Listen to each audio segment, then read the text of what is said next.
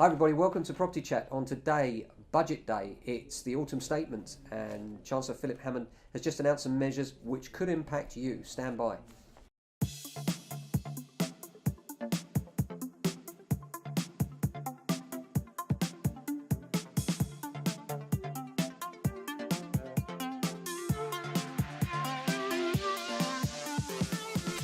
Yeah, so great news for first-time buyers. It's not too often you say that at the moment. Indeed. But yeah, so we've heard just from the budget today, they've axed stamp duty for first-time buyers up to a figure of £300,000.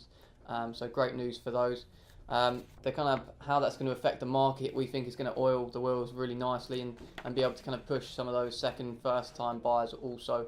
So it'll push the whole way through the market and hopefully help the market as a whole, not just the actual first-time buyers. So yeah, but because if you're a first-time buyer and you're thinking, shall I, shan't I, and you're a little bit hesitant, perhaps the market reflects that and prices are a little bit tight. But as more first-time buyers come out of the woodwork and think, actually, now's a good time to buy, then the second-timers, the ones that are thinking of selling, get a bit more confidence, think, okay, we will put our properties on the market then. Then all of a sudden they get a better price, they're more likely to sell, and so on up the market. And so by oiling the wheels at the first time buyer stage, you actually oil the wheels of the whole market. So we're very, very pleased by this, and it's something we've been campaigning on for a long time, because we've always said very unfair that first time buyers have to find these huge amounts of money. It's hard enough for them finding deposits, right, James? yeah, so what we'll do, we'll flash up the actual chart of how much it's going to cost, or what we think so far from what we've heard from the actual budget of kind of what cost will be.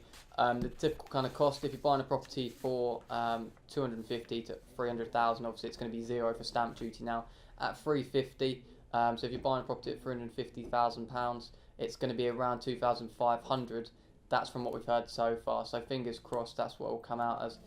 When you're looking at 400,000, it's going to go up to £5,000. Yeah, well, that's a saving of 5,000 as well on what it would have been. It would have been 10,000 at 400, and it would now be 5,000 on our calculation.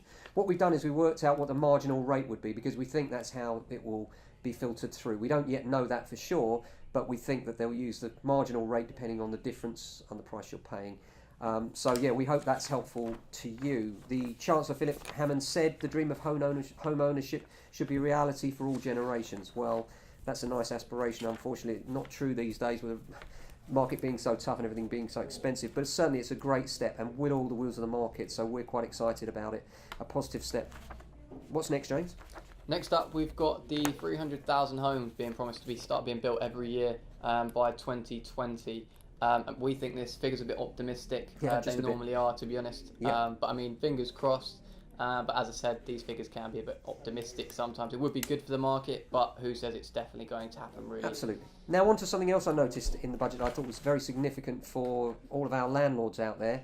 And this is empty properties. They're talking about legislating for local authorities to charge 100% council tax on empty properties. What we think this means, again, we haven't seen the meat on the bones yet, is that when you have an empty property, you'll be charged double council tax when your tenant leaves. So say, for instance, you were refurbishing it between lets. This could be a massive issue, right, James? And the way we see this impacting the market in negative sense is, if you're a landlord who might be thinking, I'll do up my property now between lets, let it be vacant for a couple of months while I redo the kitchen and bathroom, you might now be thinking, hang on a minute, I'll be paying double council tax over 2 months for that. I can't afford to do that.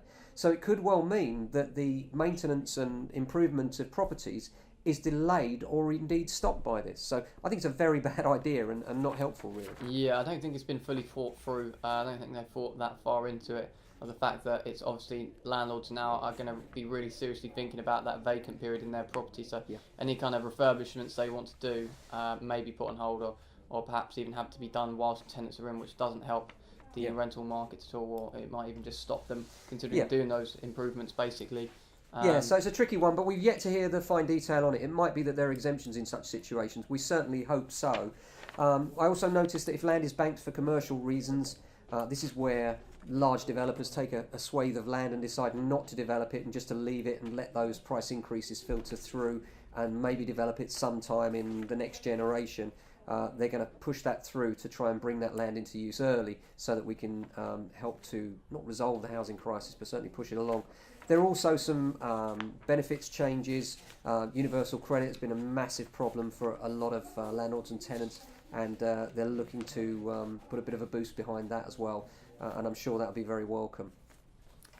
overall, some good news from the property market side of things, really, from this week's budget. Yeah, we're quite pleased, and it's something at last, something we've been complaining about for a long time is stamp duties and getting them exempted from paying stamp duty, and we hope that this will help to oil the wheels of the market, and we're certainly confident that it changes the picture of next year. So look out for our video on house price predictions for next year, which is coming soon.